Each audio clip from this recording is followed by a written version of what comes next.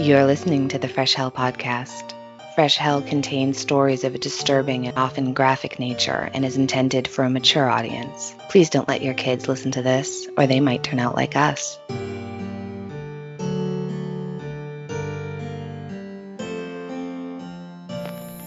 I'm Edward October, and I'm here at the October Pod Ranch in the Great Smoky Mountains.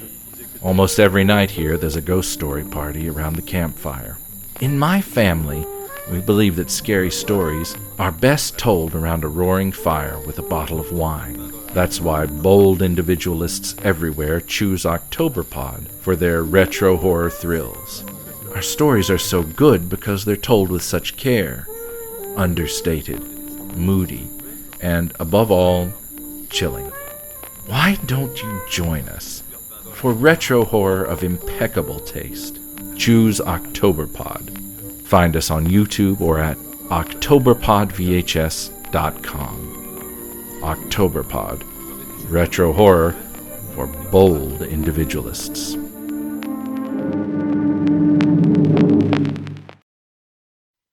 Hi, I'm Annie from the US. And I'm Johanna from Austria, and you are listening to Fresh Hell, your favorite international podcast. You just heard the promo for Octoberpod, a truly fantastic old-school horror podcast. Please head on over and give them a listen. Yeah, thank you so much for joining us once more for yet another episode. Please don't forget, this is actually going to be the last episode of 2021. Hooray! And then we're going to take a 3-week break, like a planned actual, hey, we're taking a break. I'm so excited. I know. Any other time we took a break, there was just some sort of emergency, and it's just nice to be able to actually take a planned break. Yeah. So we will see you again, or you will hear from us again, I should say, on the 19th of January, 2022. So that is when you'll be hearing from us again. And I would say, shall we just get into today's case? We're going to be talking about a kidnapping, and we haven't really covered that many kidnappings on this podcast, right? Lindbergh baby. Chowchilla. Yep. Gladbeck. Oh, yeah. I think that's it, right? What was the one with the girl that was buried? All right, Ursula Herrmann. Yeah, that's another one. True. Ursula Herrmann. That was a sad one. But this one does not involve anyone getting seriously hurt or even killed. I mean, there are some minor accidents along the way, but nothing too serious. So today we want to tell you everything about the kidnapping of Frank Shirley. This all took place in Chicago in 1989. Frank Shirley was at the height of his personal and career life. He had made a name for himself and his company in the prepared food industry. He was happily married to his wife Helen and lived comfortably in a beautiful mansion built in the colonial revival style on Melody Lane.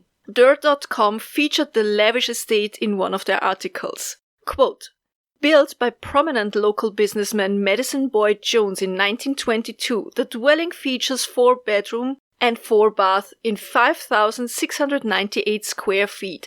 That's a big house. With a sweeping circular driveway, columned facade, and manicured 1.82-acre lot, the place screams ritzy curb appeal, end quote. That's a big house, and that's a nice lot for a change. Like, I feel like we share a lot of house porn in the Facebook group where you have a mansion, but over the years, the lots, like, land's been sold off, so it's like, not enough land. Who has in San Francisco this huge mansion and with the... Danielle Steele. Is it Danielle Steele with the parking? Yeah, she buys all that. We talked about that in the Rebecca Zahow episodes. But yeah, she buys up all the parking because there's no parking, and apparently everybody hates it. But her lot is like tiny around her house as far as I remember. Yeah, there's just no yards. It's all mansions on... So this is a nice house.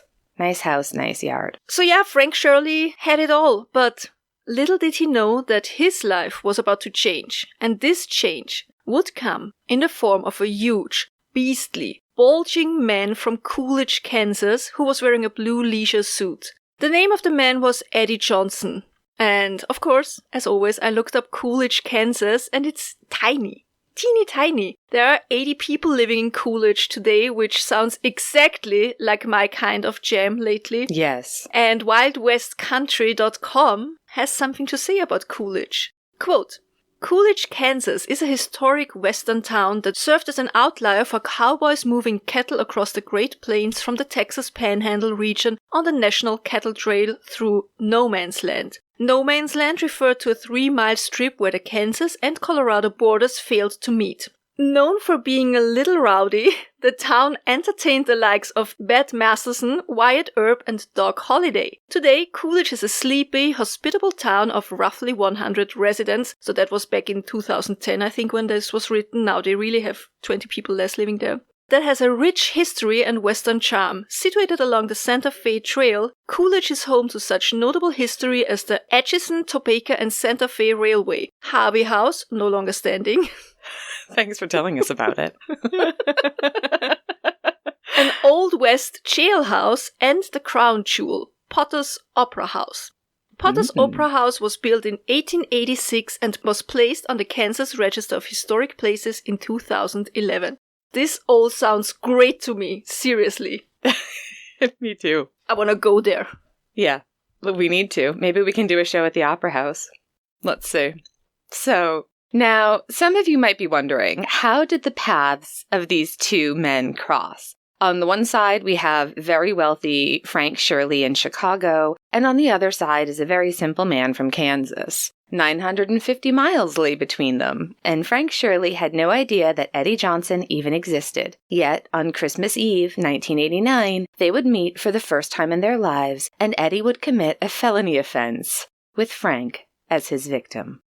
Now, to understand how these two men were connected without even knowing, and how any of this could ever happen in the first place, we need to take a step back and look at the bigger picture. I always like the phrase, to look at the bigger picture. Because I think it's true, if you stand too close to a painting, for example, you often don't understand what you're even looking at. It's just some brush strokes on canvas, like chaos and pointless. But then you take a few steps back and you suddenly see clearly and you understand.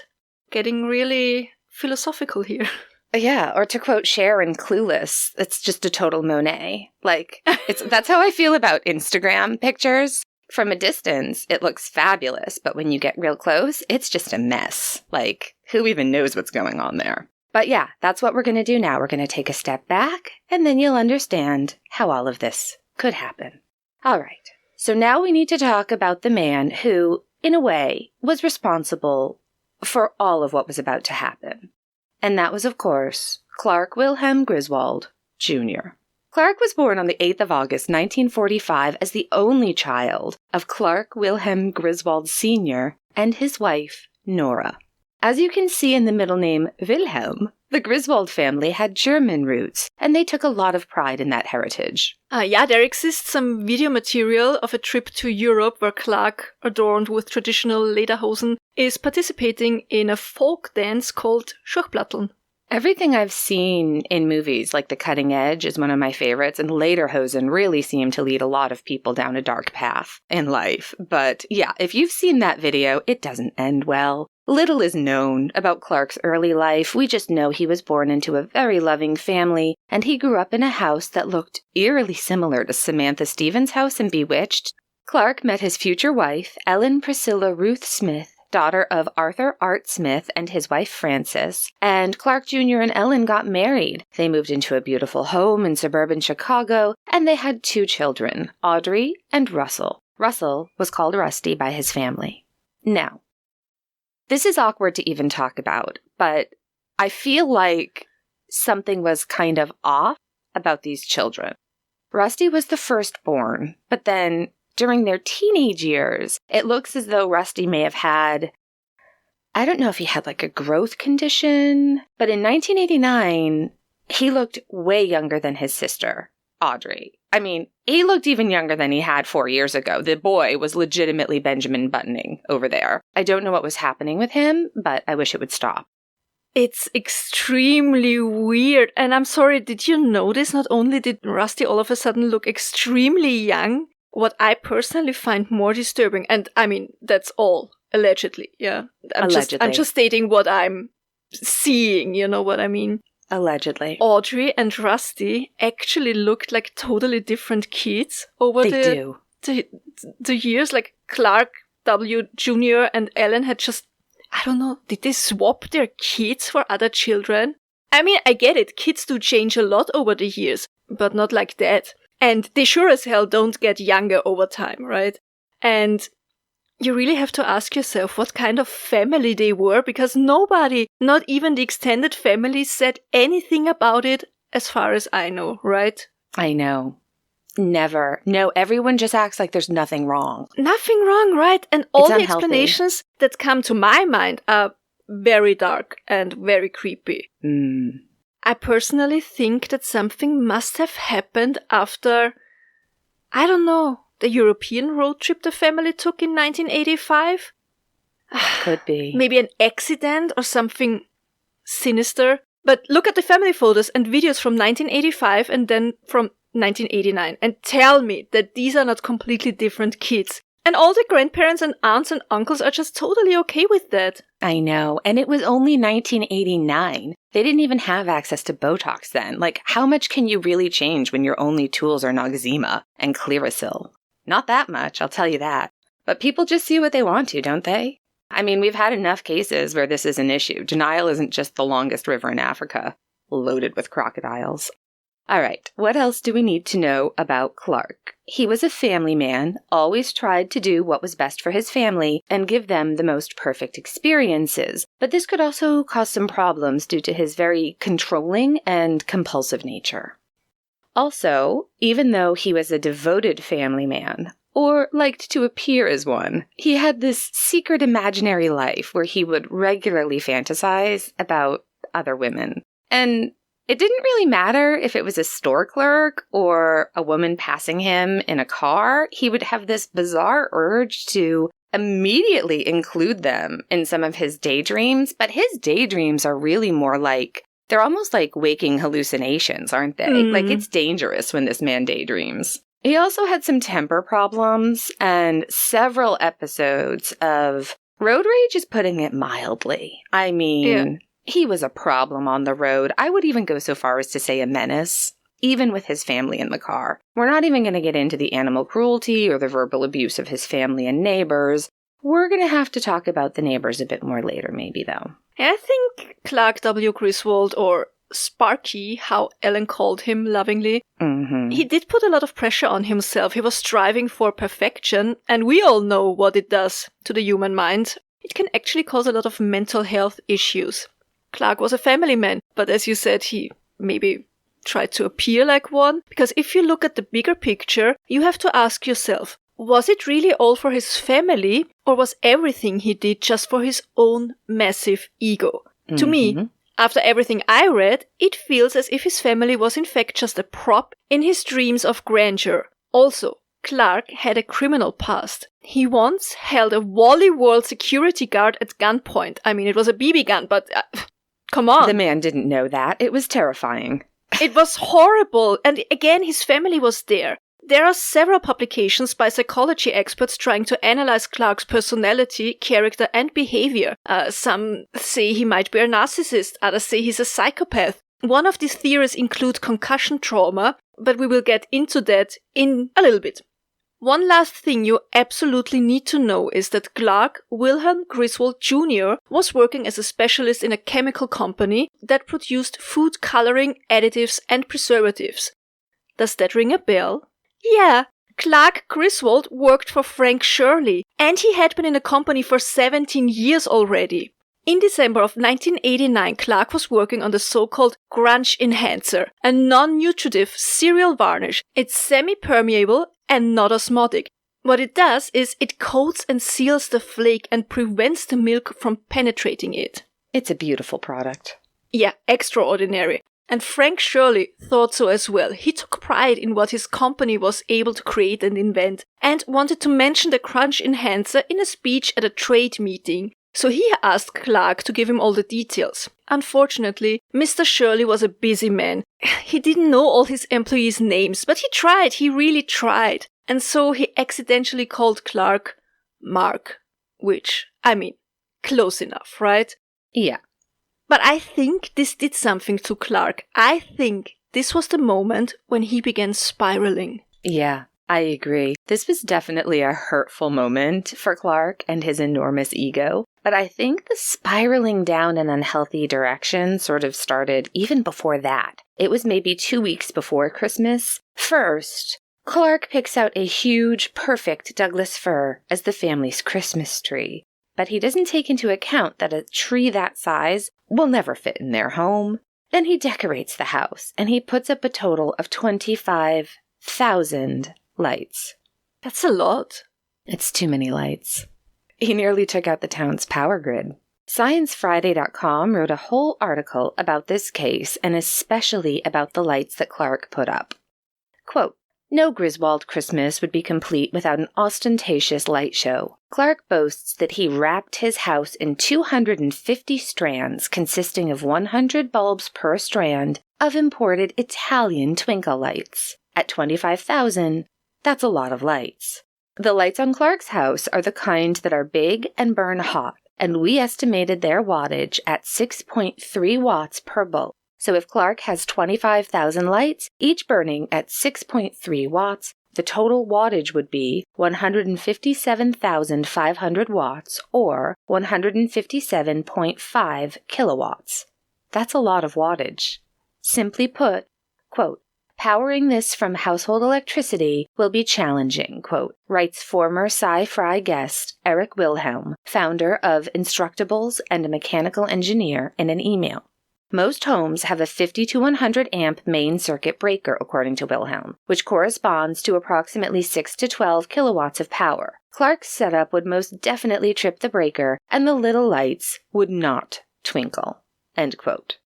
Try to imagine living next to this light and heat show spectacle. The horror. Yeah.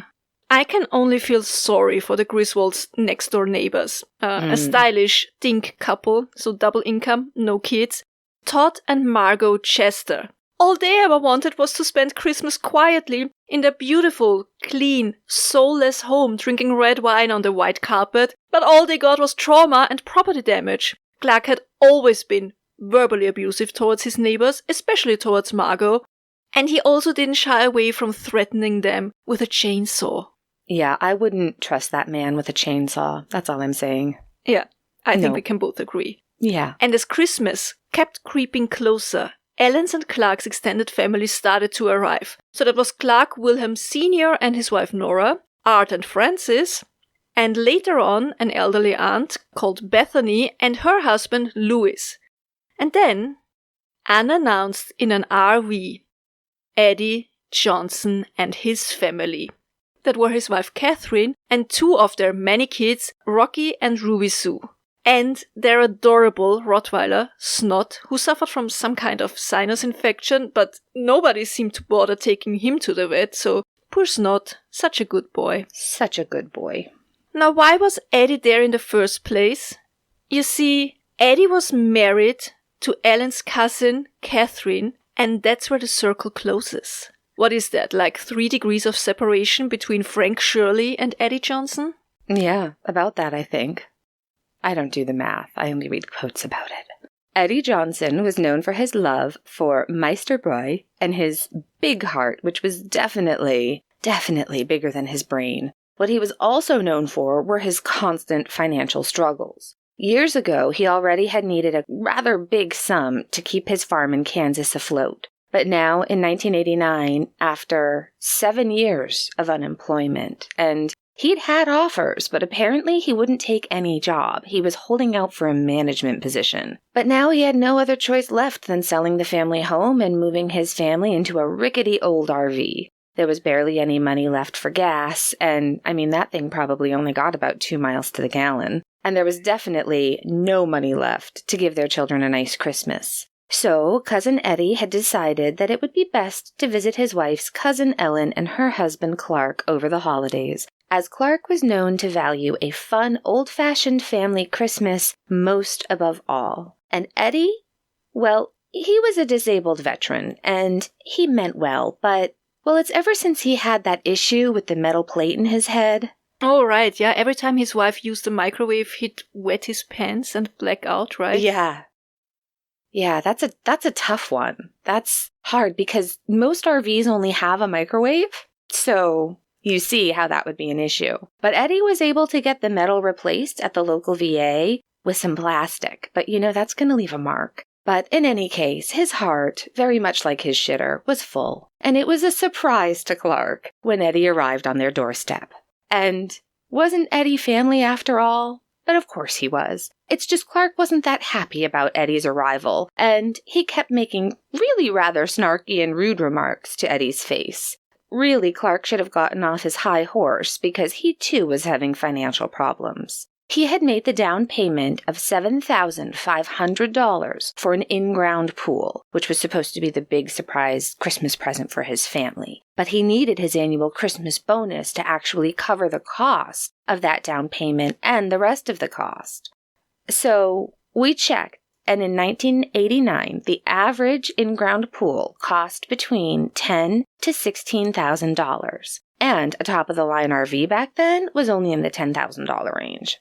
So let's assume that Clark, even though he had this enormous ego and only wanted the best of the best, opted for a no-frills 12 by 24 foot pool. Let's say this was $10,000 for that pool. He did put 75% of that cost down up front, which seems unnecessary, but okay. If he needed his bonus to cover the $10,000 cost of the pool, and according to the Bureau of Labor Statistics, the average employee earns a bonus that's around 2% of their annual salary. So if $10,000 is 2% of Clark's salary, that would mean his salary was $500,000 a year. Are you trying to tell me that someone who earns $500,000 per year in the late 80s desperately needs his Christmas bonus to buy a pool? Otherwise, he would be drowning in debt? Really?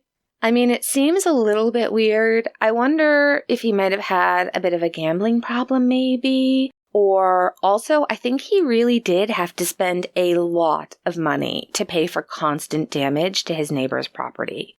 That man was uninsurable, honestly. Yeah, or maybe he did spend it on new kids once in a while, you know what I'm saying? Yes. Who knows? Maybe Clark was not only over the top in everything he did, maybe he was also really, really bad at keeping books, like me. Mm-hmm. We don't know. All we know is that he was desperately waiting for his annual Christmas bonus check to arrive. So Christmas Eve had arrived, the check had not yet, and that was not the only reason why the family celebration had turned into a disaster. First, Catherine had ruined Christmas dinner by putting the turkey in too early. Oh, that bird was desiccated. Desiccated.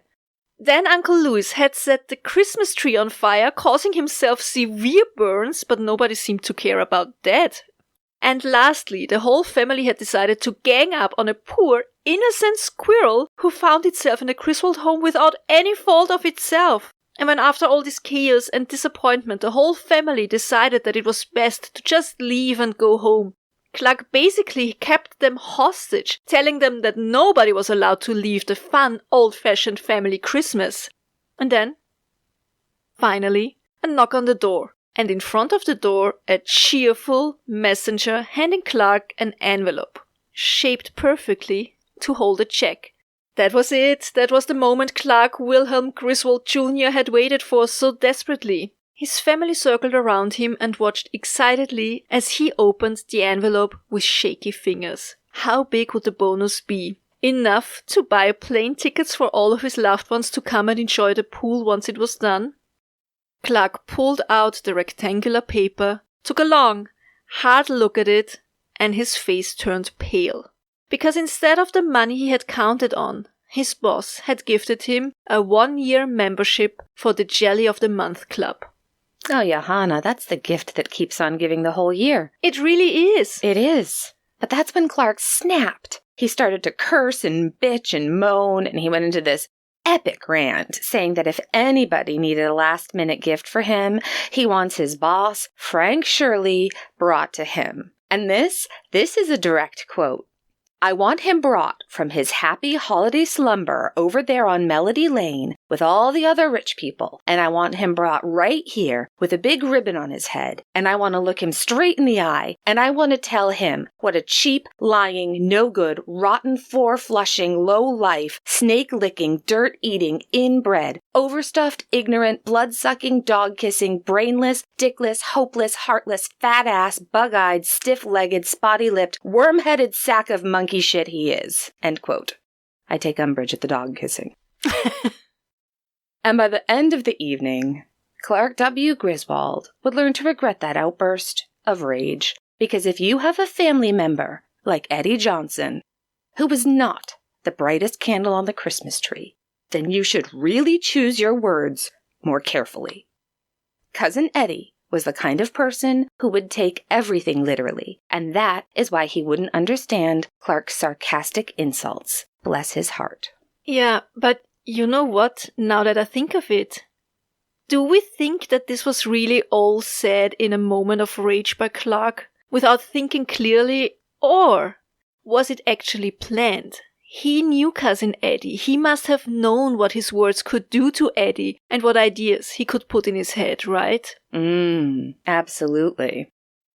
I think this is a perfect moment to take a quick break for a word by our sponsor, Best Fiends.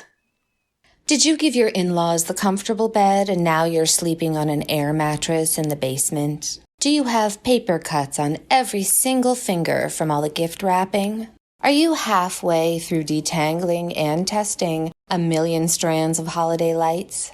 Is there a strange squeaking sound coming from somewhere in your house and, gosh, it really does seem to be like it's near the tree, but you just can't place it? If you've answered yes to any of these questions, it sounds like you need a break from holiday stress, and Best Fiends may be just what you really need this holiday season. Although it has bright colors and adorable characters, this is very much a game for adults. There are always new in-game challenges and events, so you'll never be bored. Right now, they've got a fun Fiend Miss challenge that I can't wait to complete. Is everyone at your house on the Wi-Fi and now it is slower than trying to pour molasses into gingerbread cookie dough? Don't worry, you can even play the game without using Wi-Fi. No bandwidth? No problem. Engage your brain with fun puzzles and collect tons of cute characters. Trust me, with over 100 million downloads, this 5-star rated mobile puzzle game is a must-play. Download Best Fiends free on the Apple App Store or in Google Play today. That's friends without the R, Best Fiends.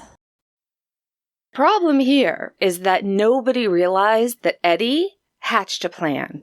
He knew he could give his cousin-in-law Clark exactly what he wanted for Christmas. He sneaked out of the house. Well, he probably didn't sneak. There was a lot going on, and I don't think anybody really noticed him leave. It's just, I don't see Eddie being sneaky. Nah, you know what I mean? no. Like, I'm not sure he has that capacity. But he got into his RV, and tires screeching, he left and headed over to Melody Lane, where all the wealthy people lived. And we don't know how he managed to find the right mansion, but I can definitely see him just ringing every doorbell and asking for Frank Shirley until they found the right house. See, that's another reason why I think Clark knew damn well what was about to happen, or at least he had hoped it deep down in his black heart, because Cousin Eddie must have been gone for a while, and not once did anybody ask where he was or what was going on. Yeah, that's right. It's so true. And Clark can be so manipulative. You remember that whole thing came out where he'd coerced his wife into performing that little number for him that she'd done. Right. And then he taped it without her knowing. You remember she sang that song from Sweet Charity, the minute you walked in the joint. I sang that once in college. No, high school. Jesus, I was young. Anyway, I think now it's time to talk about the concussion theory and how head injuries could be responsible for Clark's erratic behavior and his outburst and anger issues. You need to know that Clark was prone to hurting his head, mostly through falls. It was such a common occurrence that his neighbors, Todd and Margot, stated that Clark would definitely fall, but they weren't lucky enough that he'd break his neck whenever they saw him on a ladder. In 2019, Psychology Today published an article by E. Paul Zare, Ph.D., titled, quote, Clark Griswold's erratic behavior is likely due to mild traumatic brain injury. What if we step back and ask if some of the odd behavior we see with Clark Griswold may, in fact, lie in the repeated head injuries he suffers early on? Let's start with that. What kind of trauma are we talking about? Well, I counted 9 traumatic head injuries. Clark's first head injury occurs in the car crash when they're on their way to the Christmas tree farm. He's dazed and bewildered and may have hit his head on the roof and or the steering wheel. Later, once the in-laws have arrived at the house, Clark goes to store presents in the upstairs attic and is immediately whacked in the head by the falling collapsible staircase, which knocks him to the floor. Clearly dazed and woozy, he climbs up into the attic and then, in an extreme sequence of events, winds up stepping on various planks that subsequently smash him in the face on 3 consecutive steps. What are the odds? He's down. He's again shown as being woozy and dazed. He also hits himself in the head while trying to look out an attic vent. Lastly, he crashes from the ceiling to the upstairs landing and would suffer another head injury. While up in the attic, he's also crying, being very emotional, and dressing oddly. Later, he has a crash when he's riding his snow disc with this famous lubricant on it. He also falls off the roof and lands on the ground, which is supposedly softened by the snow. Lastly, he passes out and falls completely sideways onto the floor with no protective reactions whatsoever, again hitting his head. This was in 1989, before concussions and mild traumatic injury were really a thing in the public conscience. Nowadays, in collision sports like rugby, hockey, football, and others, there are spotters whose job it is to look for signs of problems after impact and to signal for further evaluation of the player. This approach can also be used retrospectively in analyzing the video of the gameplay. Ruben Ekamendia and colleagues from Pennsylvania, Kansas City, Calgary, Toronto, and Ottawa wrote about using such visible signs to predict concussion diagnoses in ice hockey. They acknowledge in their paper that early identification, evaluation, and treatment of a concussion is critically important. Visible signs included loss of consciousness, motor incoordination, blank or vacant staring or look, slowed standing, and clutching of the head. In Clark's potential concussion exposures, he shows elements of all of the above and many in rapid succession in the attic adventure. I suggest a trained spotter would have removed him from the field of play of life, as a Griswold could be considered a sport, and really, it basically is. So, it's pretty clear that Clark is exposed to a lot of traumatic events, likely leading to mild traumatic brain injury that can have many possible outcomes. Later, we see Clark consistently show poor judgment, difficulty with anger management, loss of behavioral regulation, and erratic actions. These result in things like swearing in front of his children and physical acts displaying a clear lack of judgment. Paramount among these is the moment where he decides to cut down a new tree to replace the one which has burned down in his living room. In so doing, Clark chops the neighbor's tree down with a chainsaw, and it crashes into their house. Without any delay, he just carries on, dragging the tree out of the crashed window, and then sets it up in his own house. Shortly thereafter, he starts to do a little home redecorating and home maintenance by using the same chainsaw to alter a loose post on the stair railing. End quote. Yeah, they make a lot of good points in that article. Yeah, definitely. There was a lot going on. Like, I mean, who does that? Who... He didn't even say sorry once to his neighbors. Never. Once. Never. Absolutely refuses to apologize. I think they must have regretted moving to the suburbs, right? I can't even imagine. Back to cousin Eddie. So we don't know how he did it, but Eddie Johnson had managed to find Frank Shirley. He had stormed into the house and simply abducted Mr. Frank Shirley on Christmas Eve. He and his wife had already retired for the evening. They were both already wearing their pyjama and nightgown. But Eddie didn't even allow Mr. Shirley to get dressed. He tied him up with a dog chain and gagged him with a piece of fabric. To make the humiliation complete, cousin Eddie tied a huge red ribbon around Frank Shirley's belly. The perfect Christmas gift for his dear, dear cousin Clark, who had always been there for him. Now it was his time to repay the favor.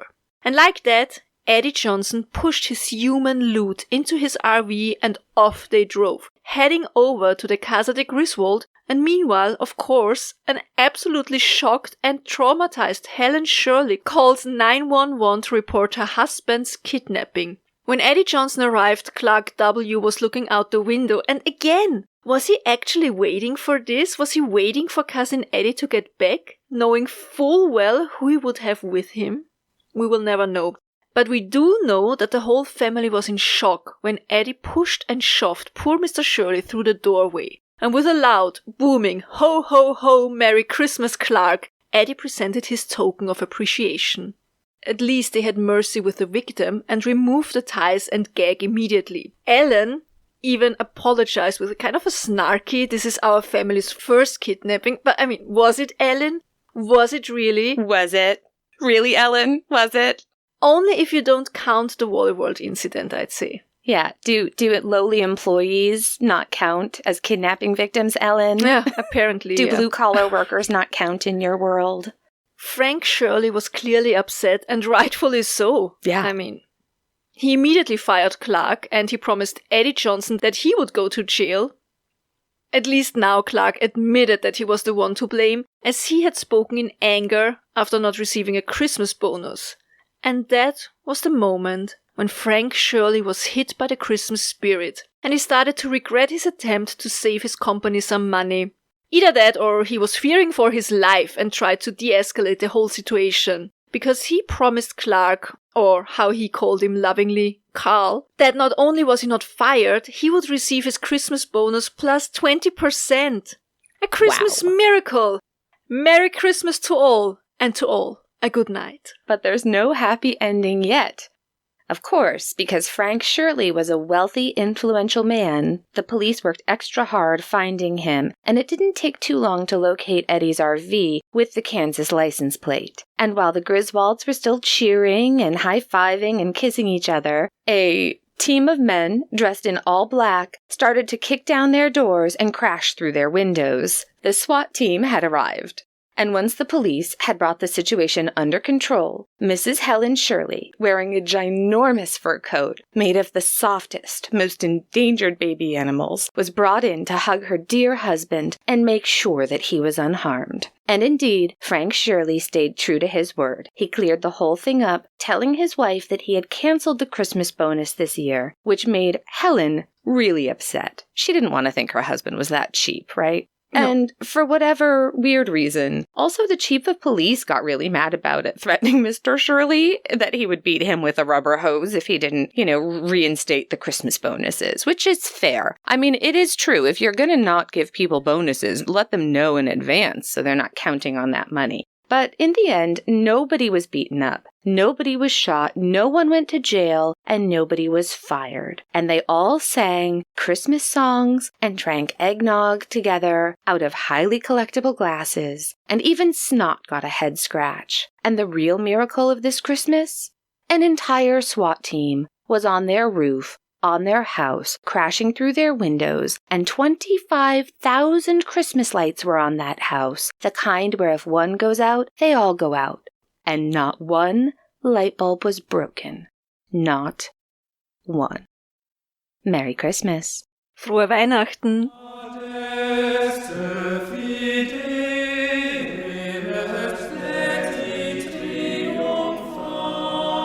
This was, of course, the plot to the 1989 movie National Lampoon's Christmas Vacation, directed by John Hughes, starring Chevy Chase, Beverly D'Angelo, Juliette Lewis, and Randy Quaid, based on the short story by John Hughes, Christmas 59.